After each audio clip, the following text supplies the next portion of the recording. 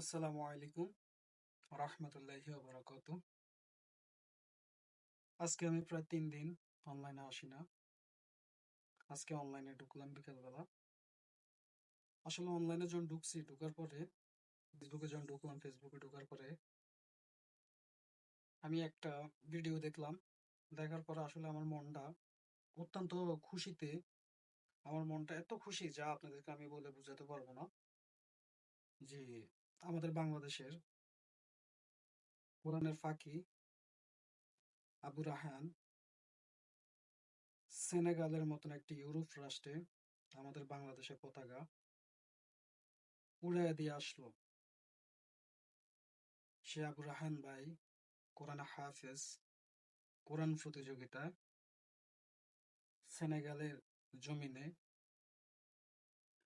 একটা ইউরোপ রাষ্ট্র, এই বাংলাদেশ থেকে যাইতে মিনিমাম 17-18 ঘন্টা সময় লাগে, সেই রাষ্ট্র গিয়ে আমাদের কোরআনের ফাঁকি আবু রাহান ভাই কোরআন প্রতিযোগিতা প্রথম স্থান অর্জন করছে। এটা আমাদের বাংলাদেশের গর্ব। অত্যন্ত গর্বের সাথে বলতে পারি আমাদের বাংলাদেশের গর্ব। আজকে সেই কোরআনের ফাঁকিদের জন্য আজকে আমাদের বাংলাদেশকে অনেক কান্ট্রির মানুষ আমাদেরকে চিনে যে বাংলাদেশ নামে একটি রাষ্ট্র আছে। আর আমরা কি নিয়ে এত ব্যস্ত থাকি? আমরা যখন ফেসবুকে ঢুকলেই দেখি শুধু 4, 6 আউট। ওইগুলা ফেসবুকে আমরা বিভিন্নভাবে পোস্ট করে সেগুলাকে আমরা ফেসবুক অনলাইনটাকে গরম করে রাখি।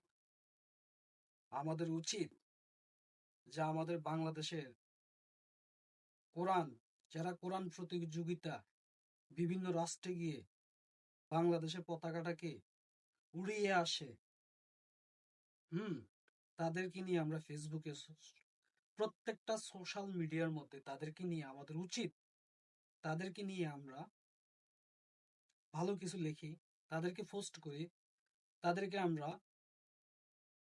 বিশ্বের দরবারে সবার কাছে পরিচিত করায় দিই। এটাই তো আমাদের উচিত।